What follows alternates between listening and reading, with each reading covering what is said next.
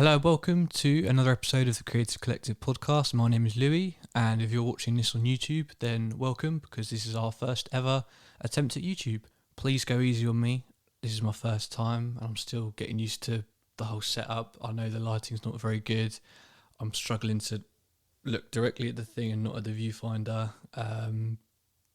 Working on it. Very much looking forward to using this platform and getting to grips with everything. So I'm going to take it nice and slowly in this episode, and it's a bit of an experimentation really. Obviously there is content, please stick around for that. But generally this is just kind of us trying to suss out how this might work. Hopefully we can start uploading normally on YouTube as well as the podcast, but we'll see how this goes, and take things from there nice and slowly. In today's episode, I'll be giving sort of a video essay, although I haven't actually written an essay. It's more just from brain of thought, things that I've jotted down. Something that I wanted to talk about for quite a while, and this is surrounding, the way that violence, different kinds of violence, is portrayed within art, mainly on screen, so television programs, films, that kind of thing. So just before we get into things, I do want to put a trigger warning here for violent content, suicide attempts, sexual abuse, that kind of thing. So yeah, that's your trigger warning. Let's get into it. Now, the main sort of thing I want to address in this, in the form of a question, so that we can try and answer it, is that does art, and I wrote it down, does art have to follow the same guidelines as educational resources surrounding serious topics? Now, that might sound like it's a very easy answer. No. But yeah, that's it. Thanks for watching, like, comment and subscribe. It's just interesting to talk about because obviously there's so many different examples. So the two main kind of things, one's more a specific show and the other's just a general type of content. Both very different in their approach, their overall aim, their goals, that kind of thing. But just sort of delving into more why the answer is no, and why art can do its own thing. Mainly because it is what it is. It's art. It's not an educational resource. But this example I'm going to talk about now is, sort of the grey area and where you cross the line. So it's everyone's favourite show to shit on, really. Netflix original, 13 Reasons Why. Now, if you look on YouTube, which, as I have done, you can find countless videos shitting all over this show. Rightly so, in many respects. But a lot of it is to do with, and this was sort of the biggest critique it got, was the fact that it did show Hannah Baker, the main character's suicide, and also things like sexual abuse, that kind of thing, like very graphic detail, in your face. Some people commended it, some people thought it was completely wrong.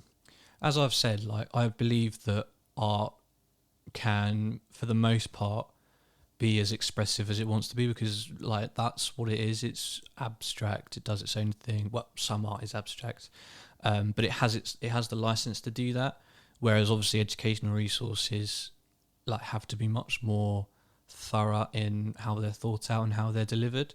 And 13 Reasons Why, the reason that's the one I wanted to talk about is because that it framed itself as an educational resource, or not a resource, but do you know what I mean? It was trying to be educational, and to some extent, I suppose maybe you could take some points away from it in terms of the school environment. I'm not really sure it was a realistic interpretation of school life. Obviously, being from the UK, it might be very different over in America. But as someone who has been in that environment within the last 10 years, it didn't really seem genuine, and it was very stylized. And that's sort of my main issue with it. The fact that it tried to be one thing and ends up just sort of falling into the pattern of being what you'd expect, which is fine. Like it can totally do that and just be another teen drama that takes on a slightly more a very serious topic. But it didn't just do that. It tried to capitalize on the recent movement to get mental health as more of a conversation, and that was always its tagline, like, we're here to start a conversation, we're here to break down barriers, that kind of thing, surrounding mental health, stigmatization, what have you. But the more you look at it, the more it was just almost a cash grab for them, which is, you've got to expect that in that industry, in the film series industry. Like, everyone's looking for the most relevant thing to talk about, to make some kind of statement about. And 13 Reasons Why picked up on the hype train surrounding mental health, destigmatization, etc., etc. And so that's how we get onto the problem that myself and countless others have with the show, is that it took that and, in all its build up, tried to make out it was, this really well thought out, like they'd spoken to loads of experts, they tried to make it as real as possible to really convey how different mental health issues affect people, the effects it can have on school, that kind of thing. And in the end, it was just another teen drama, as I said, with a much more serious piece of content behind it. And so then obviously you fast forward to the end of series 1 and you do see Hannah Baker's suicide, and you take that in isolation, and like, I don't have a problem with it. Like, it's a very powerful scene, and I don't think that they were wrong to include it for what the show was. But as an educational resource that it tried to make itself out to be, as I keep on saying, it wasn't necessary at all. But as an educational resource, there's other ways to demonstrate the effect that bullying, mental health issues can have on a person. And at the end of the day, like, that, the show doesn't do anything. It tries to say so much, and in the end ends up saying like nothing that wasn't already out there, nothing that you couldn't deduce on your own, kind of thing. So it was a disappointment in that respect. And obviously there's loads of subjective opinions about character, the plot, Hannah Baker herself. I mean, personally, I didn't really like her, but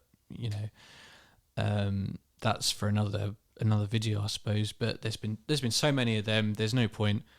I'm not going to go there. It's nothing that I will say about the subjective parts of it will have already not been covered by someone else in much better detail than what I would be capable of.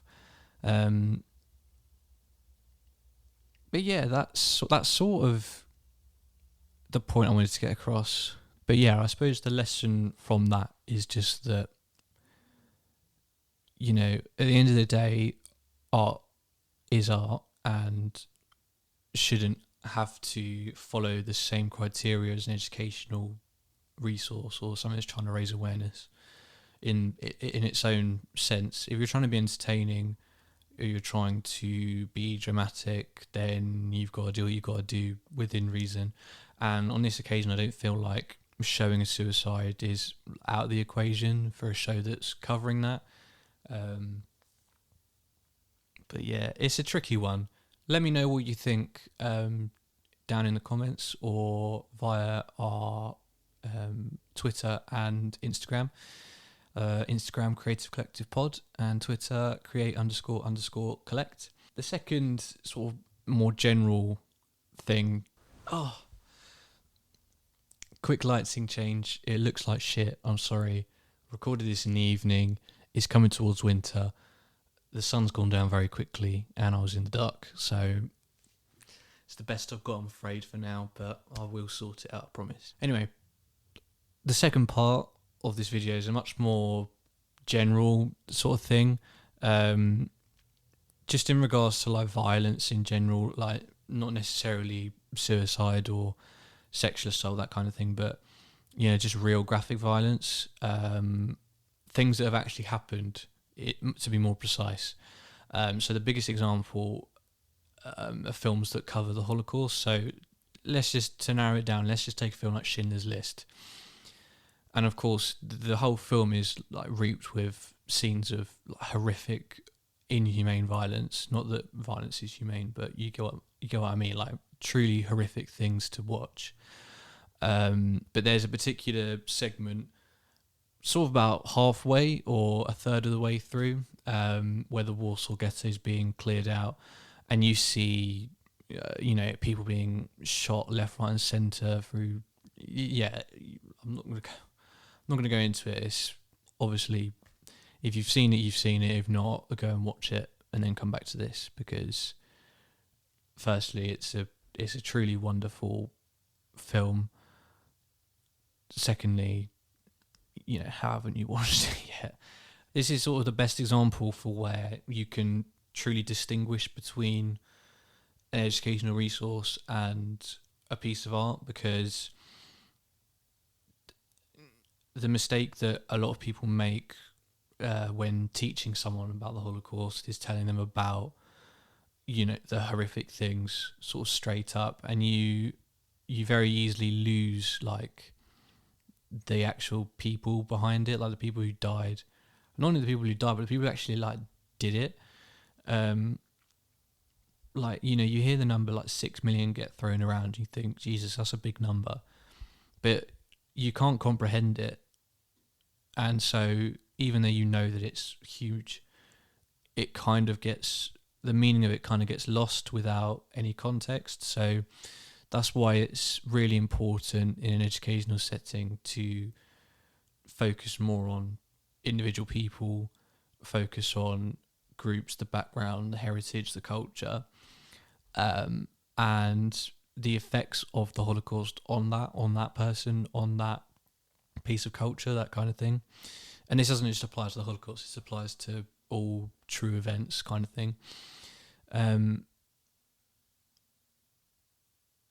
yeah, with Schindler's List and any film in that subgenre, I suppose, it's, you don't have a problem with it, because it did happen. And at the end of the day, like, even though it's kind of sick, you almost have to have some kind of depiction of how it happened. Obviously, there's pictures from the time. I don't believe there's much moving cinema, like moving pictures of it. So it's in a way, in a perverse way, it's almost important to have things like Schindler's List, not only to show the people behind it, but also, the actual violence itself, no matter how sickening that can be to watch in its own unique way. It's important to at least have that there. Not to like, you don't need to see horrific violence to be taught a lesson. Like, that's not what I'm trying to say. It's more just that at the end of the day, like, this did happen. And so as much as it's important to contextualize who these people were, there comes a point when, you do need that visual representation just to, again, fully comprehend it. And I think it does a good job on its own anyway, because, you see people get shot in films all the time. Obviously highly dramatised. And you, again, see that in this film, but you don't actually see the inside of you don't actually see people getting gassed in a gas chamber, which I think would have been a step too far. I mean, I have seen it portrayed in a film. It's a Russian film, I think, Escape from Sobibor. It's worth checking out as well. I think that was definitely pushing the line. It kind of cut just before it kind of cut, just before the gas really starts to come out, and you just hear people coughing and that kind of thing. There's always a line, and as long as you're giving the humanity back to those who had it taken away from them, then that's a good thing. And I'm aware that this video has taken a really, really weird, unexpected turn, but I just sort of had to go on that little tangent. Forgive me if that's been a bit too deep, but hopefully on the Creative Collective, hopefully we'll stay away from that in future. But thank you for bearing with me. This has been the first attempt at a YouTube video. If you're still listening on the podcast, then great, thank you very much for supporting us. But please do press the subscribe button wherever you're listening. Comment, turn on the bell notification on YouTube to keep up to date whenever we do post. I'm not entirely sure when that will be just yet, but if you did like it, then please do leave a comment below telling me that you liked it, because that would make me feel great and at ease, and I'd feel confident enough to do it again. Because believe it or not, underneath all of this is a nervous wreck, and I do need a bit of gratification. So if you can do that, that'd be great. If not, then that's fine. We'll know not to do it again. This has been the Creative Collective podcast, or at least half of it. Links to all the socials are also in the description of this video. Thank you for listening, and goodbye.